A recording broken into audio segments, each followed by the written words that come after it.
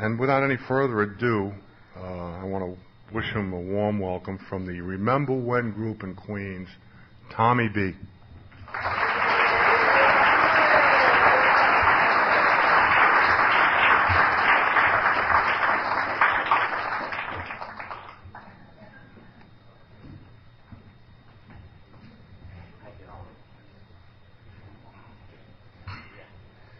Morning, friends. My name's Tom. I'm an alcoholic. Hi.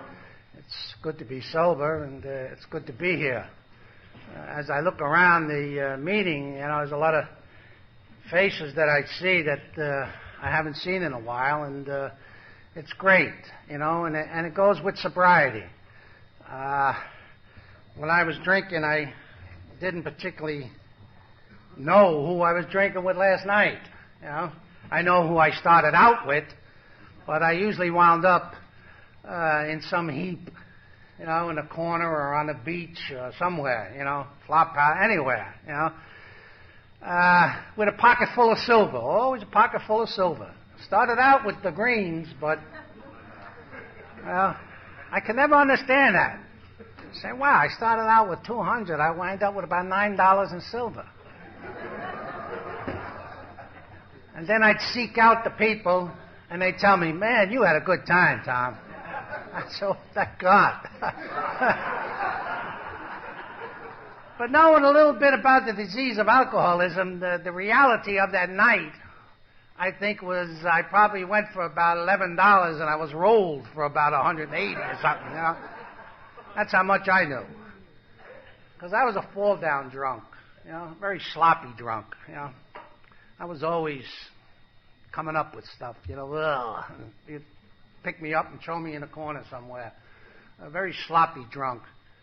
I was born and raised in South Brooklyn, and I ran with fast crowds. It seems that that's what the disease directs us in that direction. Always run with people who know it all, and fast crowds always knew it all, we didn't understand the questions, but we knew it all. And I would blend right into that. I was a saloon drinker. I drank in joints. I wouldn't fly over them today. But that's what you did. And the guys I drank with was basically bullshit artists, You had 6 kids, I had 7. You made 200 a week, I made 2 1/4. Your brother's a priest, my uncle's a Monsignor. I mean, tell me, whenever you can stop an alky, those wheels are always going, let's face it, even in sobriety. I say this for myself. I mean, if the shoe fits, well, okay, but, man, these wheels are always going. And you're saying, Tom, you're sober. Well, what are you doing? You're not supposed to be doing those things. I'm talking about the thinking, all negative thinking. And if you can, like I've tried, and I've been successful in many areas, of directing that wheeling dealing up here, even in our sleep, into constructive things, into good thinking and everything, I'll tell you the truth, we really work out. And this happens to be one of the constructive things, because drinking, we would put something like this together, and we would always give the monies of perhaps 5% to where we said, and the rest would be divvied up, But that's not done today, because we're sober today, and there's a big difference in it. I can remember in a saloon once arguing with a bunch of guys for about 2 hours about the lifespan of an alligator. That Christ do I know about alligators. But again, the alcoholic, the moon, we were up there in the 50s. Never mind when they first put men up there. We were up there long before that. And we always came back saying, there's really nothing up there. But again, that was the direction that I kept following, and the only thing I ever got out of booze, the bottom line, was trouble. It's as simple as that. That's the only thing I ever got out of it. I'm sure along the path I had a few laughs. I'm sure I did.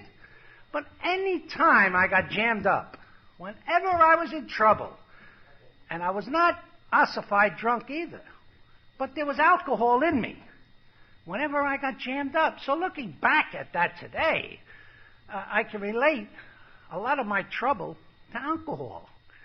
So, but when I drank, you couldn't get through to me that my problem was alcohol. You're the problem.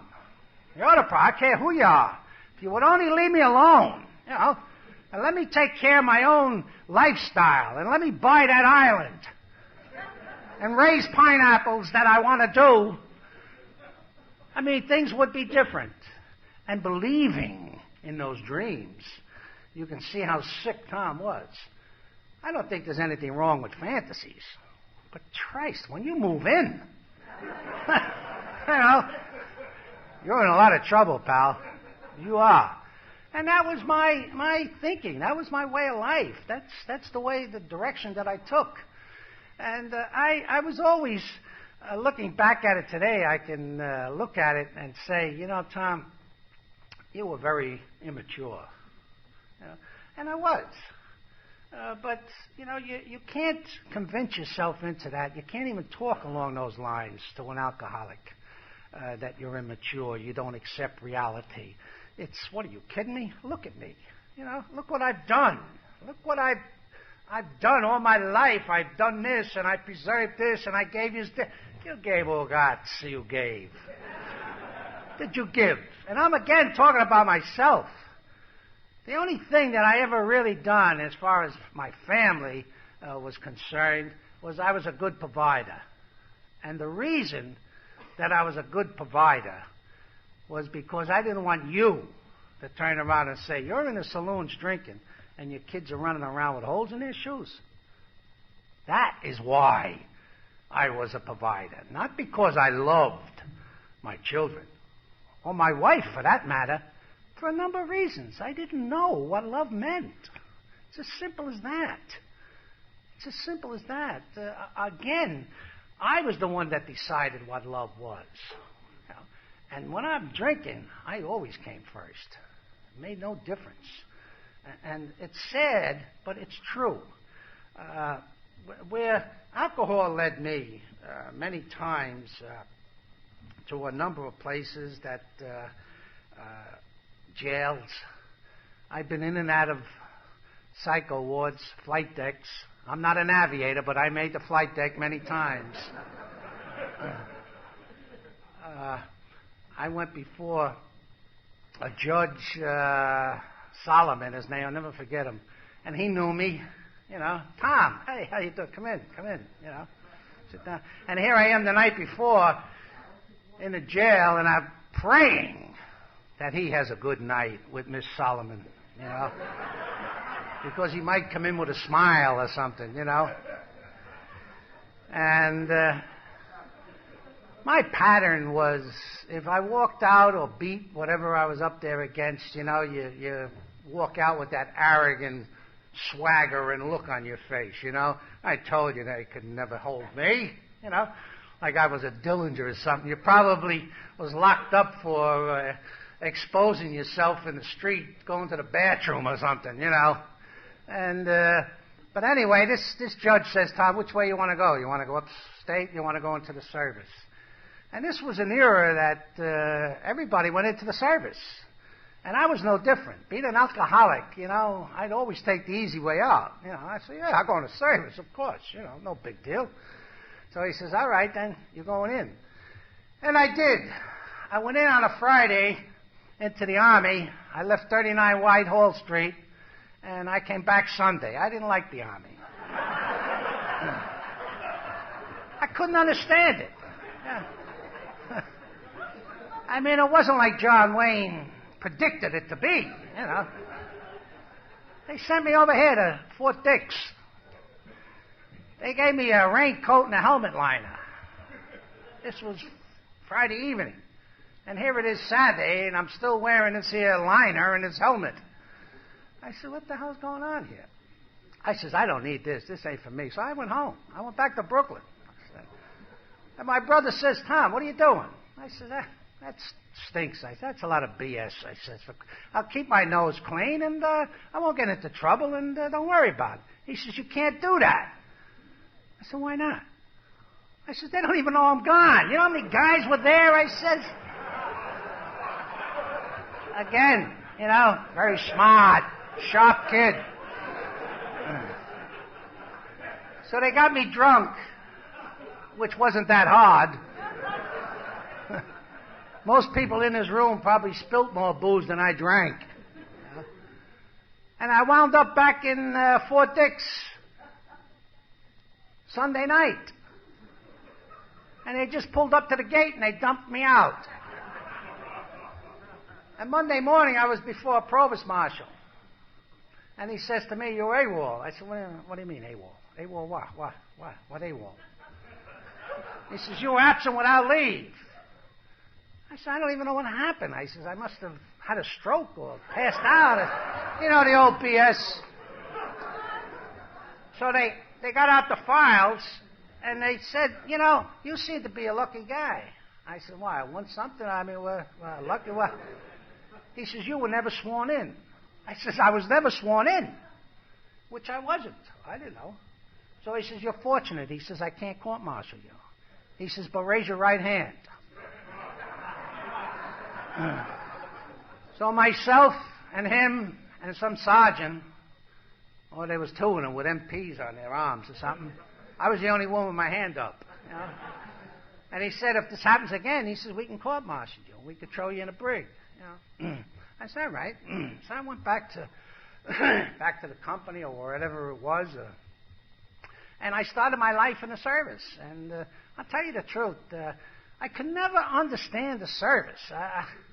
I couldn't see how some hillbilly from Georgia, who never had shoes until he went in the army, was telling me what to do. I mean, a kid that knew it all. You know? I mean, I was overseas when I was a kid, for Christ's sake. You know, I've been overseas so many times. That's Staten Island. You used to go overseas. And they're telling me what to do. They get you out there and say, I want you to stand tall like a Georgia pine. I said, what? Georgia pine? I said, what the hell is a Georgia pine? I said, that's a tree, boy. I said, I come from Prospect Park. I said, you got a lot of trees there, you know. Anyway, long story short, the same guy rolled my bunk over one morning about 5 o'clock. I must have been out the night before or something, or sucking on that juice or something. And I got up and I grabbed this rifle and I beat him across the back with it. And he couldn't take a joke, so he went down and they locked me up. And I couldn't understand it. They're making such an issue. I mean, if somebody comes in the middle of the night rolling your bed over, you know, you wake up a little disturbed. So I wound up in a stockade for the first time, which was many, many stockades, because I just was not a soldier. I was just not one of those guys, you know. And they always threatened me with, and I said, yeah, take it, shove it, you know. And I was in an outfit. Some stockades weren't too bad. You know, you could get booze in them, some of them, or you could make it, you know. But I was in one stockade in Campbell, in Kentucky. That was mean. This was a mean stockade. Boy, it was terrible. And I was in the paratroopers at the time because they were getting $50 a month more than what we were paid. So right then, that's where the money is. That's where Tom was, you know. And plane. I'd never been in a plane in my life, for Christ's sake. And we started jumping out of them, and they were all teaching you, you know, you're going out the door, Geronimo, out the door. I used to go out that door hollering, help.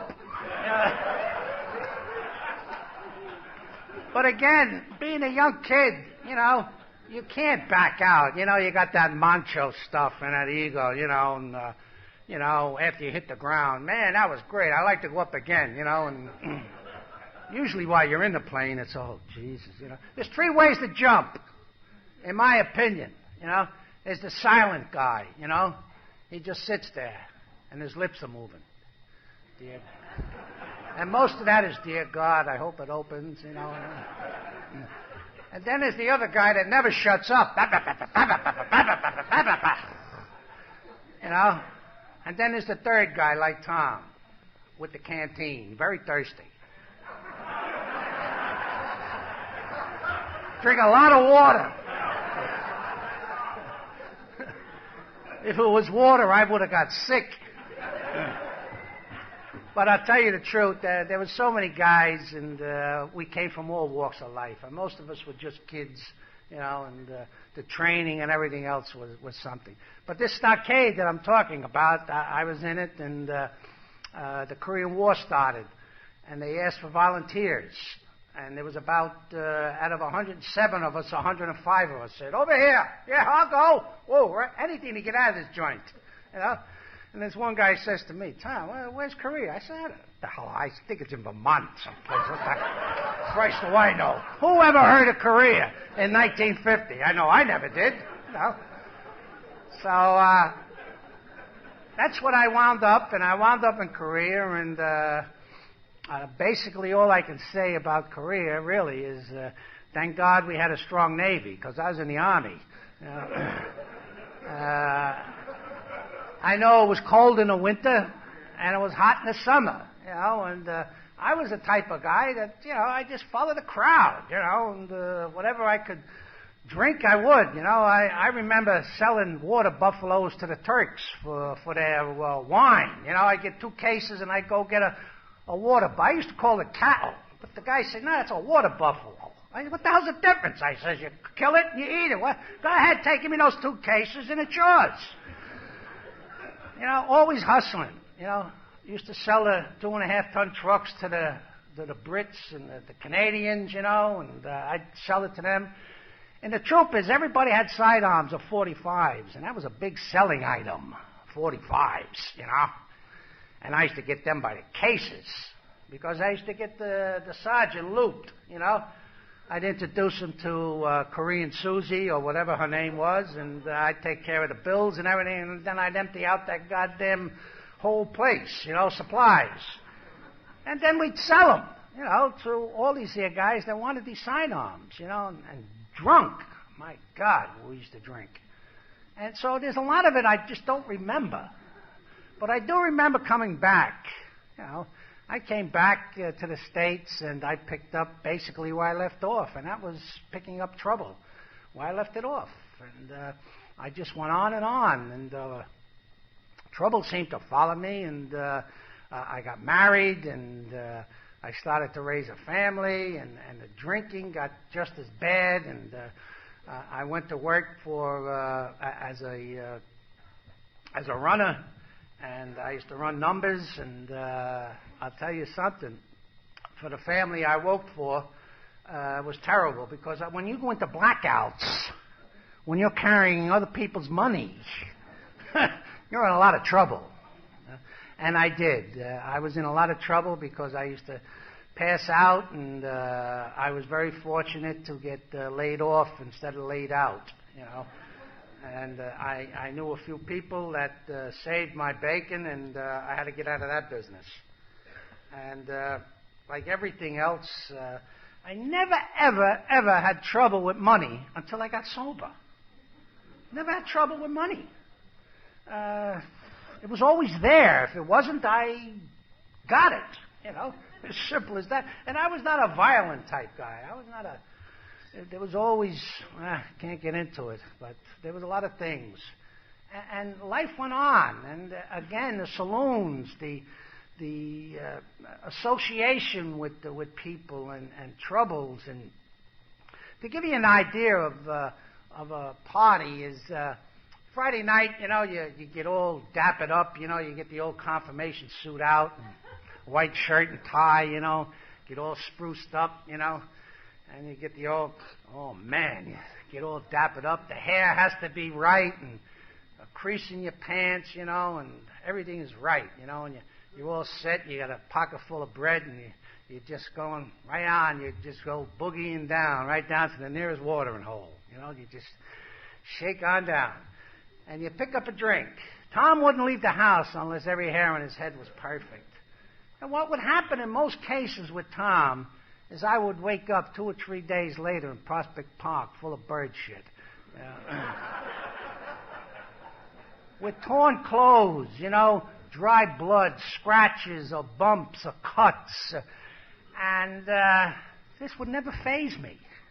It was always to the pocket. Again, change, silver, no bills. And that was it. No big deal. But what happened to the guy that wouldn't leave the house unless everything was perfect, unless he looked immaculate? What happened to him? I know today what happened to him. When Tom picked up a drink, he didn't particularly care how the hell he looked. He didn't care how you looked. As long as he knew where his next drink was coming from. That seemed to be what Tom was concerned about all the time. Not so much the drink he had in his hand, but where the next one was coming from. And that was the direction of my life. Without being aware of going in this direction. Again, with the immaturity of not accepting what was happening or making excuses for what was happening to him. And that was the direction I kept going. And I was a blackout drunk. I had blackouts when they first came out. Looking back at it today, I mean... to be honest with you, I don't think I'd drink with you if you remembered what you did. I don't know. Because most guys I drank with was always like, I don't know what the hell I know. I don't. Yeah, well, where did we go? Yeah, but I went for about 200. Yeah, well, you must have had a good time. Where'd you go? Well, and as you walk away, all right then, Joe, I'll see you. A heavy conversation we just had. But again, that was the way I went, and blackouts. To give you an example, I would be watching the fights on a Friday night. It was a big fight night on the TV, and I was in a saloon in Brooklyn and drinking, watching to see a fight. I don't recall who was fighting that night, but they were fighting out of the garden, and it was on TV, and I know I was drinking there. And the next thing I know, some lady or woman or what, she looked like a witch from The Wizard of Oz, was beating me with a dry mop. And when she hit me, I opened my eyes and I was on a porch on one of these here swings, and she was beating me. And she kept hollering, "Get out of here! You don't belong here! Get out of here!" Oh, and I jumped, "Ma, take it easy. What are you getting excited about?" I'm like, God, gee, it's 7 o'clock in the morning, and I said, Jesus, get out of here. All right. Take it easy, Ma. Take it easy. And I started walking. I said, where the hell am I? Oh, Jesus Christ. Again, then again, the pocket, more silver, You can't. At least this alcoholic never had the courage to ask anybody, excuse me, where am I? Come on. My ego wouldn't allow me to do that. I mean, you strut like you know where you're going or you know where you've been, and you're looking for a store so you can find out where the hell you're at, a newspaper, a magazine, anything. And I find a store about 2 blocks away, and I look at the newspaper, and it's a Sunday morning, and I'm in St. Louis. St. Louis on a Sunday morning. How the hell I ever got to St. Louis, I do not know. I have no idea. I don't know anybody in St. Louis then, nor do I know anybody there now. And I was all by myself. I didn't drive. I mean, you don't drive 1,000 miles from Friday night to Sunday morning. So I really don't know how I got there. I just assumed that I flew or something. But with who? For what? We're back to that conversation. Who'd we go with? Yeah, I don't know. Well, why'd you go? Well, it's you know what? God almighty. But that was the lifestyle? Really a lifestyle. Terrible. And with this, I was such a runaway drunk because of pressure. There was a lot of pressure at home. And some of that pressure is, when are you going to paint that radiator in the bathroom? paint the radiator. Or change the light bulb in the kitchen. Well, I mean, come on. Go get an electrician. Get a plumber, a painter or something. I ain't got time for this stuff. I mean, the saloons is my lifeblood. This is where I have to be. I'll miss something. So I always got into pressure like that at home, and I don't need this. And I would just take off. And I never packed a bag. Never packed a bag. I just went. Whatever was on my back. That's all I needed. Because when I soiled it, I just went and got new ones. That's all. No big deal. My image would never allow me to go into a laundromat or any place like that. Could you imagine a man going in with a bag on his back, you know? I'm going back a lot of years, guys. You know, today it's different. But 45 years ago, you don't go in with a bag doing your laundry, you know. The women used to do it in the carriages and everything. But anyway, I would wake up this one particular time, I hope was my last. I woke up and, again, by myself, soiled bed. And I thought for so many years that I used to wet the bed when I drank. And I heard somebody in the saloon once say they did that because they were shell-shocked. I says, Christ, you know, that's what it is with me. I was in Korea. I'm shell-shocked. That's why. I might add to that, since I came into Alcoholics Anonymous, I'm not shell-shocked any longer. But I woke up this here day, and I looked around the room, and there was pizza pies all over the place, chicken bones, you know, beer bottles, whiskey bottles, and it was like, and a big pile of clothes in the corner, you know. That usually used to tell me how long I was away, you know. I said, God, I don't understand this. What am I doing? And I would go outside, and I seen I was in Brooklyn. I was around 15th Street. I says, oh, God, at least I know where I'm at. I says, this is enough for me. Because I had a home in Queens, in South Ozone Park. I had a home. I had 2 cars. I had 7 children. I had a wardrobe up the gazoo. And here I was in a furnished room, all alone, sick. And I said, what am I doing? What am I doing? Never, even at that moment, did alcohol come into the picture. Never. And I says, I got to do something. I says, I'm going to go back to the ranch. I know she's not going to let me in. I says, what I'll do is I'll get a priest to make the call. I'll tell him, get on the horn, make the call, you know, speak to the bride, and bingo, you'll be right in. Alky thinking. Right? Get an Irish priest, because I thought all priests were Irish.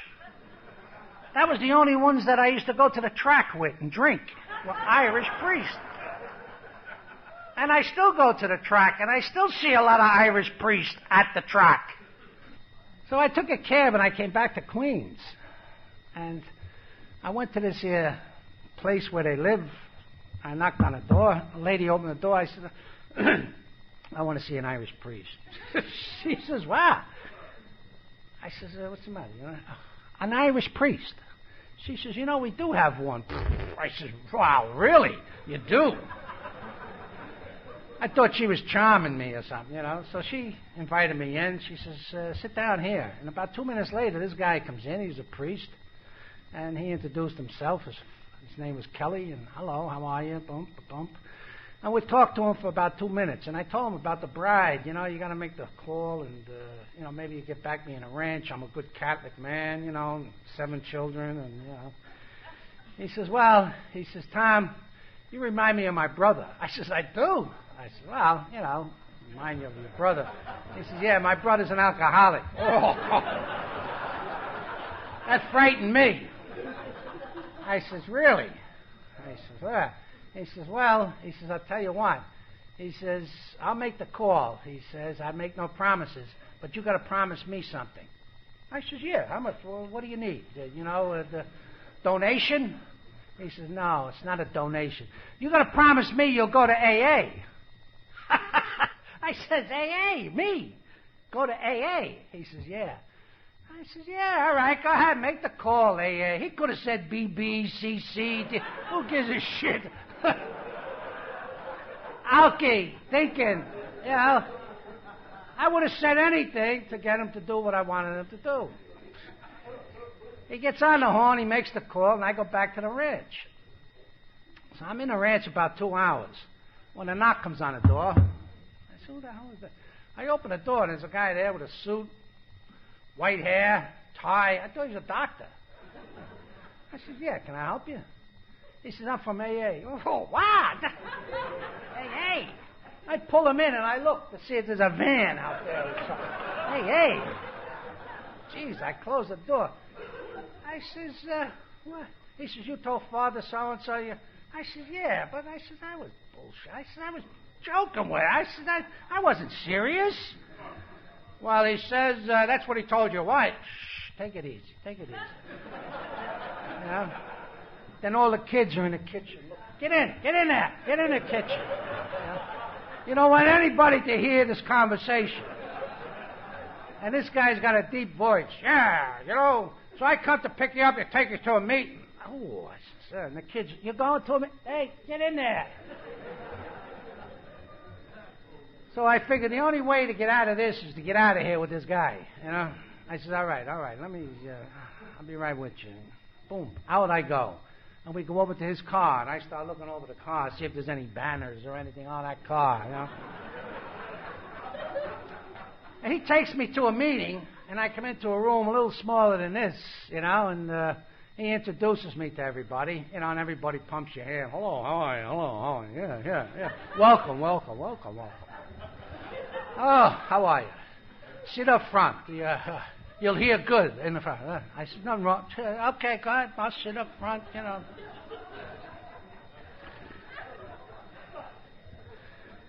And with that, a guy comes out. They introduce him, Joe. Joe's going to be the speaker.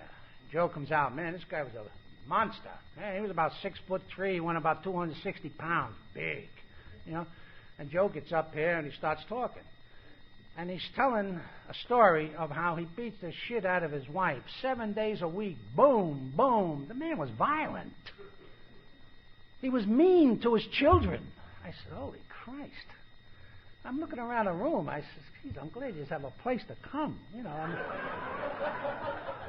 this guy's a psycho. He talks about the psycho wards, the straitjackets. He threw his mother-in-law down a flight of stairs. I said, holy Christ. I mean, this guy's Looney Tony here. I mean, and then when he stops talking, everybody gets up. Whoa! Then I knew I was in the wrong place. I was not a gem, but believe me, you know. The only thing I related to was when I was on a flight deck, you know.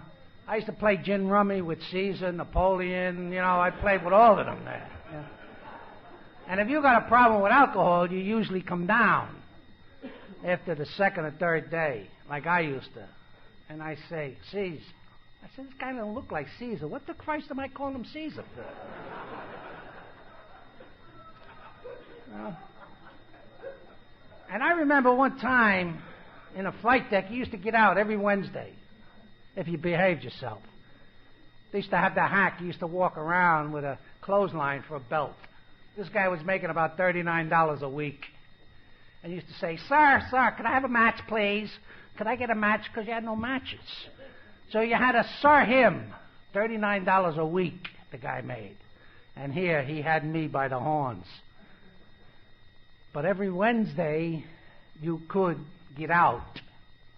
And all you had to do was go see the psych. So we used to get out in the hall. We all sit down, you know, on the benches. And we just keep moving down. And I knew I'd hit the streets that day because all you had to know was three things. What day it was, who the president was, and there was something else. I can't think of it. But I knew it. I had it all. And as he calls me in, good morning, Tom. Good morning, doctor. How are you? Fine. And I'm waiting for him to say who's the president. I knew it was Truman, you know. And I knew today was Wednesday. He says to me, yeah, Tom, he says, what's your mother's name? I says, Mom.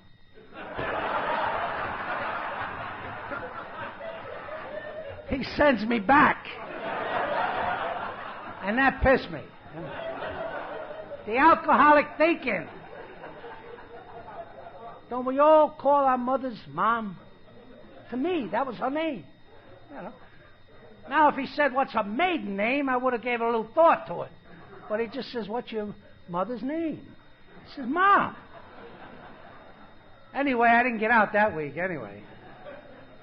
But getting back to the guy with the straitjackets, this guy was in the same zone, same level. And he didn't belong. He's a psycho. And you people, I says, my God, I'm glad you do have a place. I really meant that. So after that meeting, I got up, and I said, this is it. And 5 guys walked up to me. 5 guys. One of them had a suit. I said, Jesus Christ, maybe this guy's the main man, you know. Because my attitude was like it always was when I come in. I didn't leave my attitude or my defects outside. And that was always, who's in charge here? You know, you find out who's in charge. And you get in with the clique.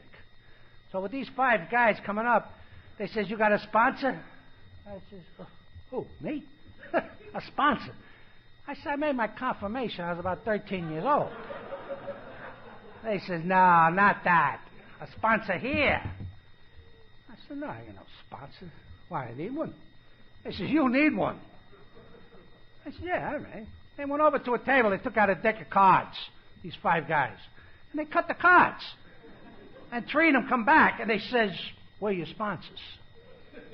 So I got 3 guys that were my sponsors. 2 of them were from the old Bushwick group. Joe D was in the group at that time. He was just starting to leave then, to come out here to the island. 2 were from the old Bushwick group, and 1 was from the Van Wyck group. One of the fellas from the Van Wyck group had a suit on. And I listened to what he had to say. And he says, Tom, he says, I'm going to make a chairman out of you. I said, whoa, this guy knows class when he sees it. Make a chairman out of me. So they said, we're going to a meeting tonight.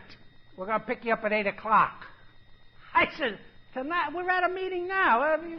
A meeting? Again? He says, yeah. I said, all right. So they drove me home.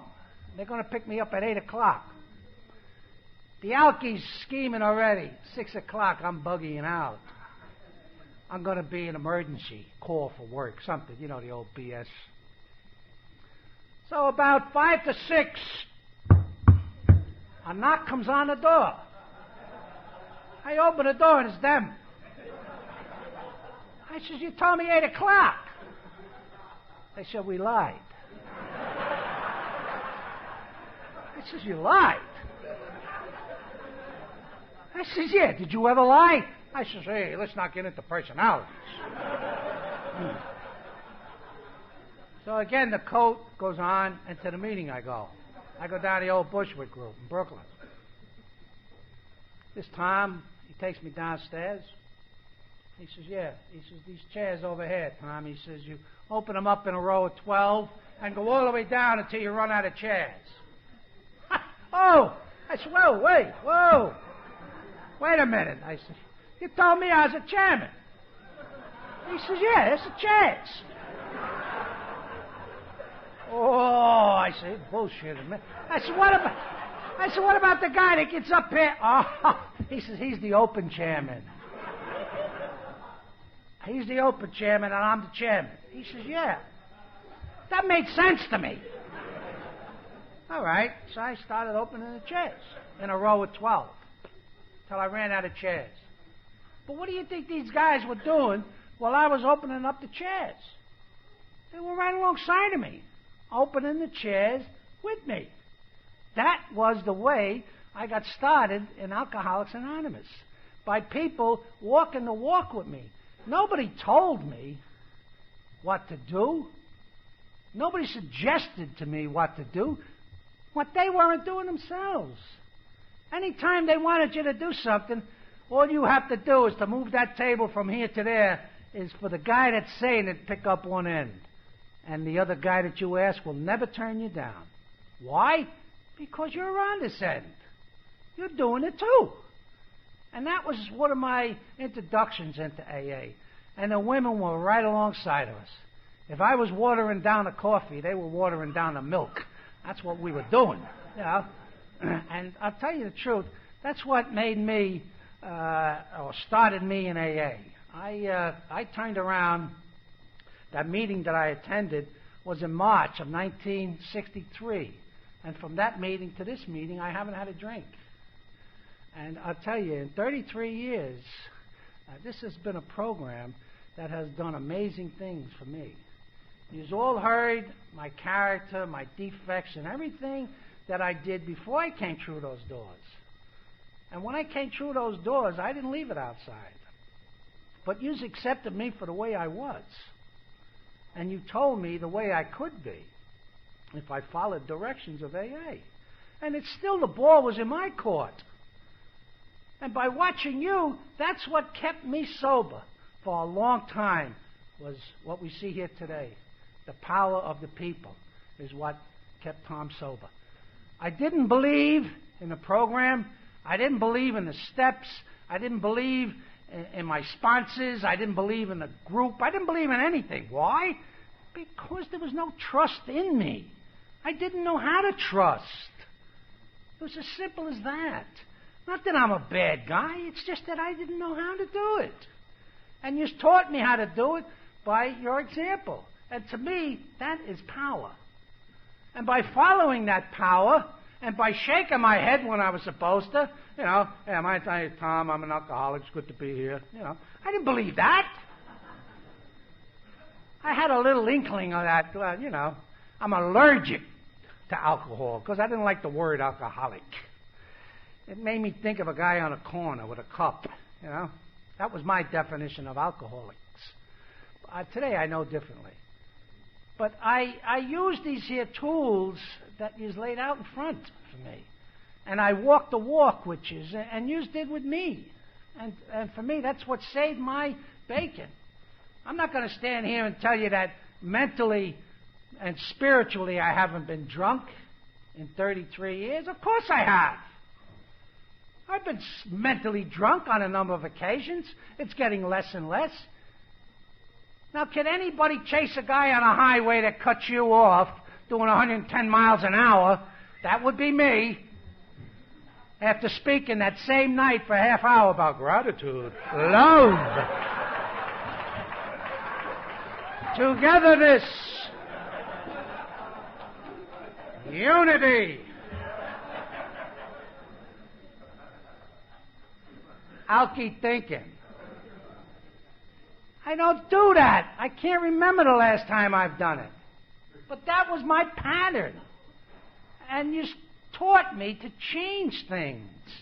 Tom, you cannot go through life the way you have. There's certain things you have to let go of if you want to have the life of sobriety and comfortability. And it took me a while to learn this. It took me a while to trust. And once I achieved that, I listened better. I got into service. That's where I met Ron many years ago. Was in service, in institutional service. I did a lot of that for over 15 years, going into institutions. I was one of the first guys that brought women into the institutions. And I used to tell them, yeah, wear a dress, you know. Guys love to see a woman.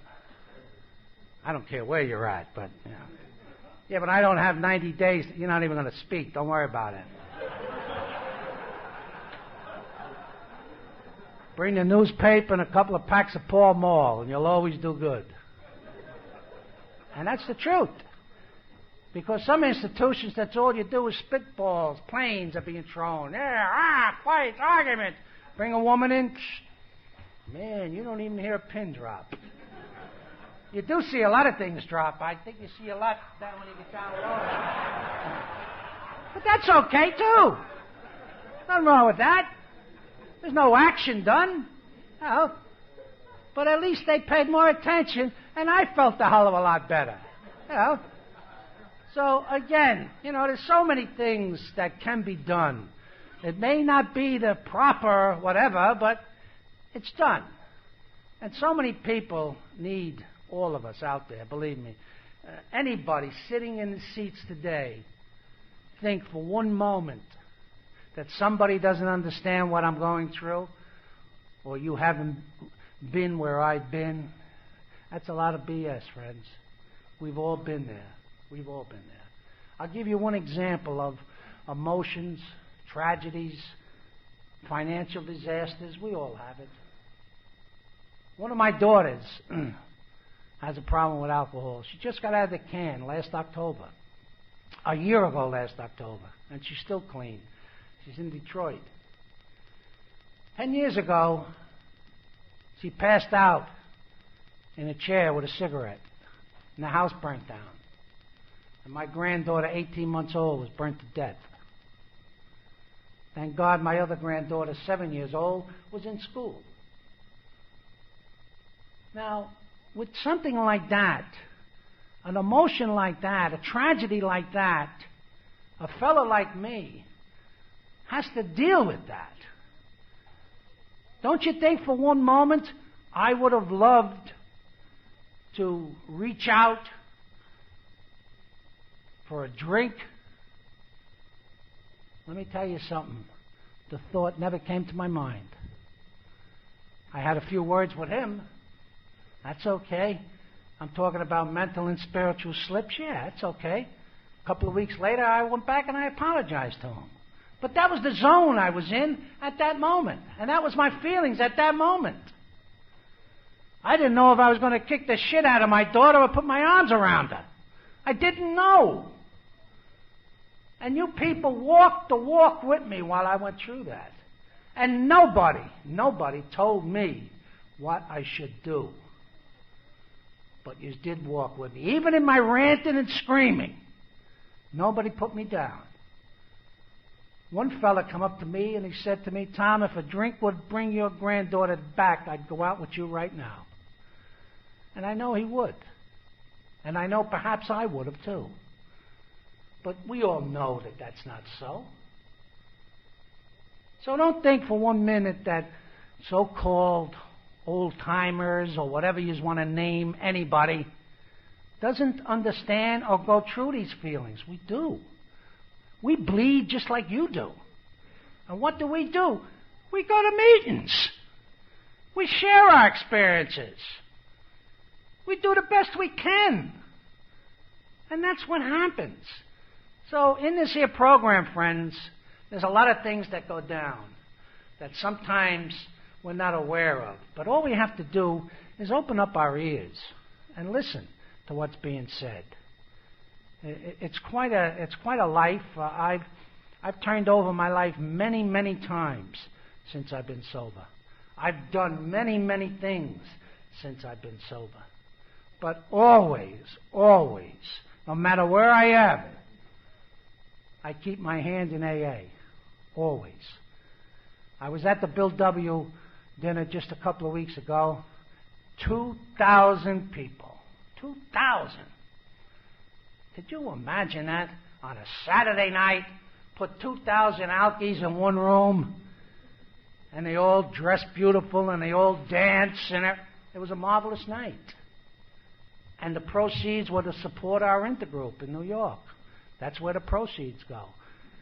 So again, there's so many things that we can do to assist, like this here breakfast here this morning. The finances go to assist people connected with alcoholics or alcoholic-related. There's so many things that can be done, and we can do them. We have to keep those doors open for the people that are going to be coming after us. I was fortunate. I've walked in the shadows of giants, men and women, believe me. And I could name names here of giants in AA that have done so many things to help us. I had a bright idea. I was sober 29 days in Alcoholics Anonymous, thinking. And again, who's in charge here? Bill W. is the co-founder. To me, he's like the Godfather. So what did I do? I seeked Bill out, and I sat down with him, and I had 29 days. And what I presented to Bill W. was to unionize Alcoholics Anonymous.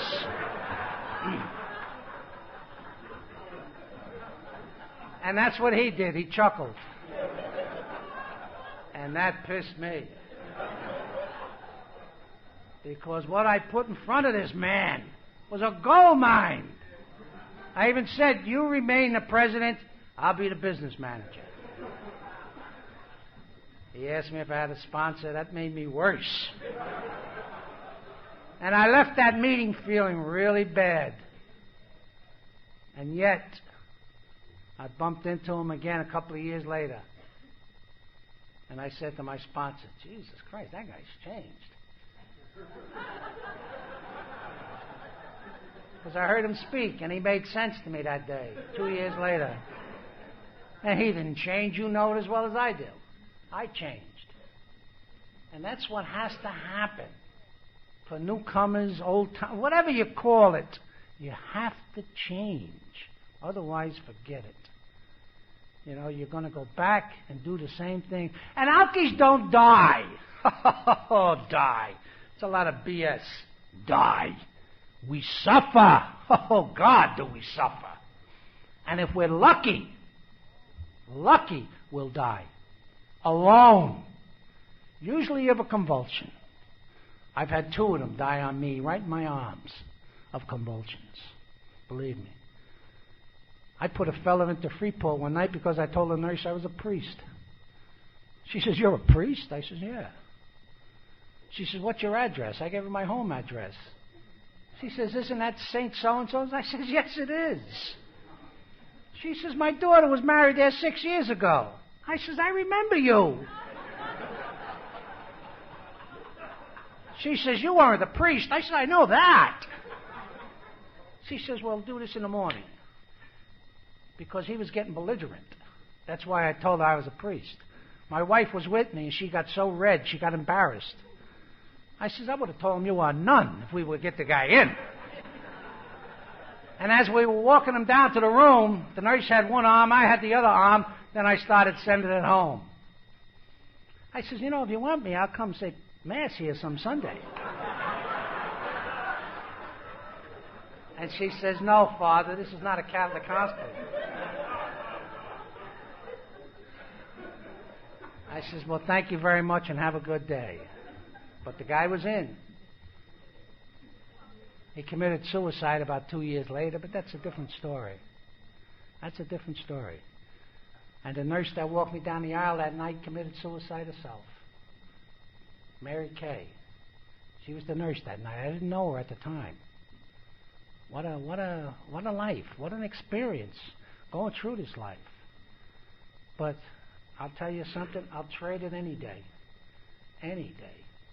All my worst days in sobriety are better than my best days when I was drinking. Believe me. I have 9 children today. I have 16 grandchildren. The last count. So again, you can communicate with these kids. You can communicate with people today. Today, when a telephone rings, I don't hide in the bathroom. If the telephone rang when I was drinking, a couple of drinks, it was, yeah, who is it? What do you want? But if I didn't have a drink in me, I'd be afraid of the phone. Fear. I don't have that today. There's a lot of things I don't have today because you people helped me walk the walk to take it off. It's not in me anymore. And that I owe everything to. I want to thank everybody. I appreciate the invitation. You know, the food was excellent, all cholesterol, but it was great. But again, I want to thank you, and I want to thank God for another day of sobriety. Thank you.